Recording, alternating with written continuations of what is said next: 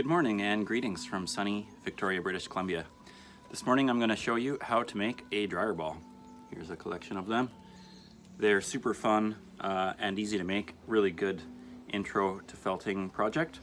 And they don't have to just be for the dryer. You can use them as toys for kids or for balls or hey, for adults too. I've even made some into some poi. So you name it, the possibilities are endless. I actually like to keep a whole bunch in my dryer, more than necessary, but because I use my dryer to help in the felting process, so for the finishing part, as you may have seen in previous videos. And in fact, I'm going to finish these dryer balls in the dryer as well. Here's the one I made yesterday. As a sort of example, we're going to be making something similar to this today. So without further ado, here we go. You're going to want to start with about 1.5 ounces of merino is what I like to use. It felts down more firm and lasts longer. It costs maybe about 20% more than Corriedale or something cheaper, but I just feel like it's worth it personally. So here we go. I'm just going to turn this camera down so you can see what I'm doing. Hopefully we can see what's going on. The yellow here is going to be for decoration. And there's So the first thing you want to do is thin your fiber out. This is basically how we begin every felting project. So I'm just stretching it out like so. This is called drafting, and it's essentially what you do when you spin wool.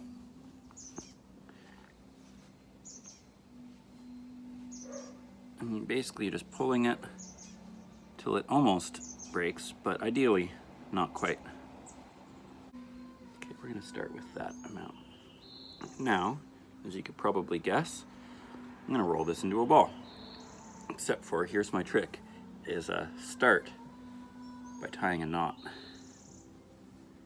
And I like to do like a kind of a slip knot that's almost pulled through but not quite, just because that gives you a nice little core, just helps get it started. And now we're just going to roll. I'm using a felt mat here. I like it because it gives me a bit of a grip.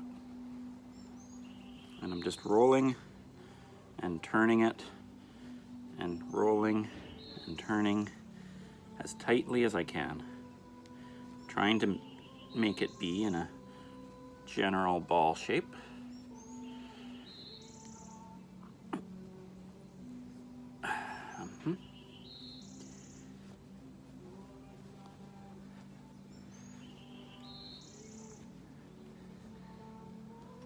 Now, when you're about halfway done, grab a, well, you can get away with just a single felting needle, but I like to use my felting needle punch.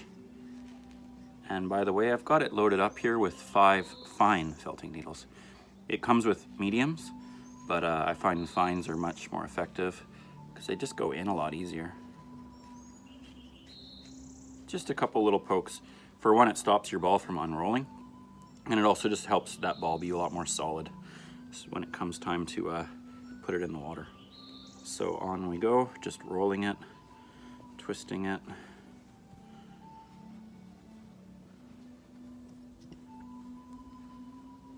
And on and on.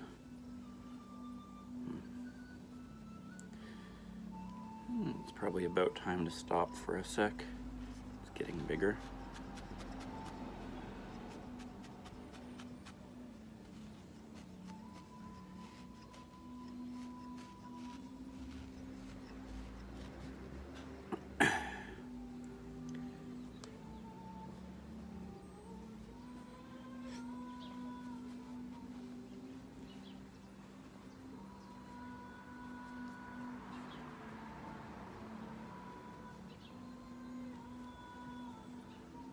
Getting close now. Although, yeah, that's good. Like so.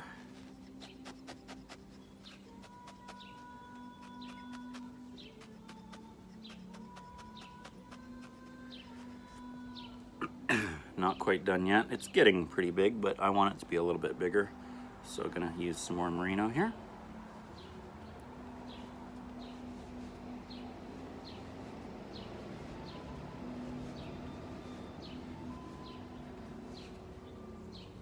It's kind of like making a snowball. And the bigger it gets, the faster it goes.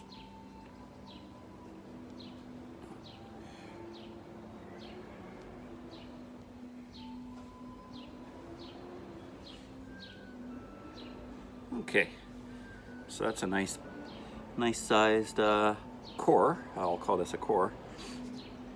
And by the way, if you want to make a whole bunch, I'd recommend you do a sort of like a assembly line style. I like to just sit down and make a whole bunch of cores and then decorate a whole bunch and then wet felt a whole bunch at once. But whatever you want to do is totally fine. Maybe for the first one you want to just do one at a time to make sure that you have the technique down. So that's looking really good now. And time to put on my layer of yellow. And again, I'm just gonna actually get rid of that little chunk. Start with a nice area here and then stretch it out. Draft it out. I tell people in my felting classes, like, it's like a lot of things in art or in life in general. It's like many thin layers is much better than one thick layer. Whether it's like painting or pastry, I don't know. Lots of different things. Fineness can be beautiful. So we'll start with that. Now I'm just gonna cover the ball with my yellow, like so. It's a little tricky sometimes. Just fiddle with it till you get it. And there we go, the yellow layer. Now, of course I found it as soon as I came back. I'm gonna use this purple as a bit of a contrast. So once again, thin it out as much as you can. And then this time, first I'm just gonna gently tack this down a little bit. Just going on all the seams here so that it stays in place for me. Oh man, it looks so beautiful in the sun.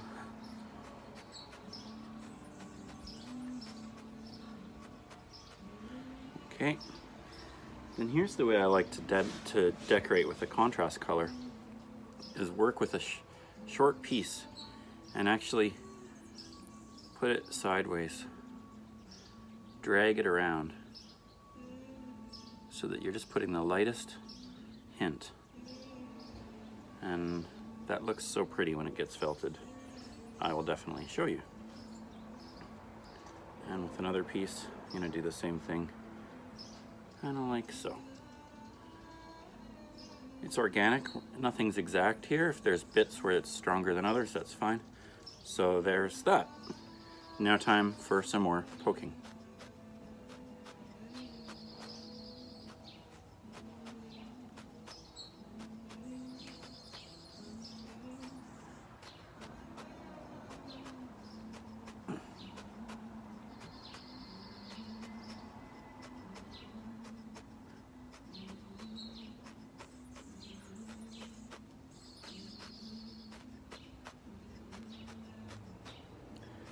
Okay, so we don't need to poke too much, because mostly we're gonna let the warm water do the trick. So there we go, a ball ready to get wet. That's okay. So here's my bowl of warm soapy water and my good old bonsai mister. Just gonna suck up some of that water.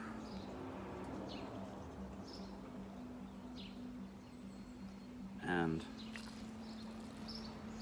just get the outside of the ball nice and wet and soapy, like so. And then, I better move this.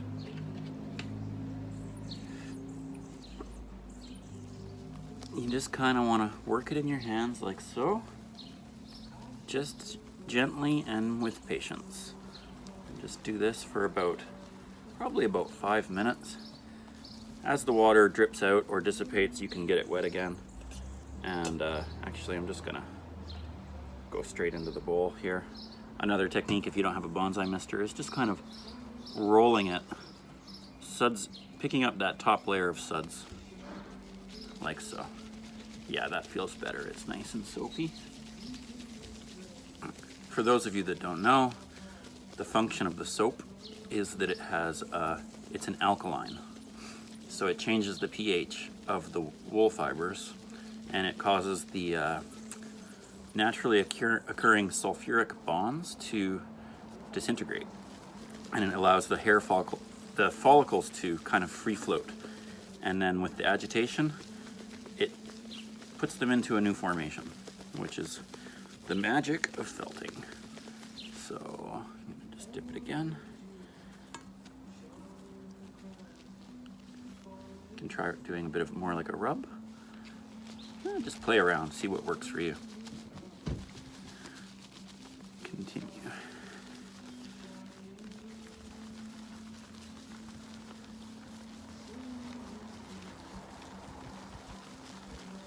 I can feel it firming up. But you still can kind of, as you can probably see, there's a bit of a difference between the inside merino layer and the outside. And we want to just keep doing this until we shrink the decoration layer onto the merino layer. Now, of course, if you were just making a pure dryer ball, you could skip the whole decoration part and probably make your dryer balls twice as fast. So, but I don't know. Why not just make them pretty at the same time? I always think. Yeah, it's getting better. Today would be a good day if anyone has time to make one like this but smaller and make a cat toy. I just saw that it's the patron saint, can't remember her name, but she's the patron saint of cats today, so it's cat day. Give your cat a treat. Okay, so it's getting really close now. Still a little floppy, but yeah, as you see, that took about 10 minutes. And then I am gonna run downstairs and throw this into the dryer, along with about 15 other dryer balls, and in 10 minutes of tumbling around in there on cold, it's gonna be done, and it's gonna look kinda like this, but different. In fact, well, as you can see, quite similar.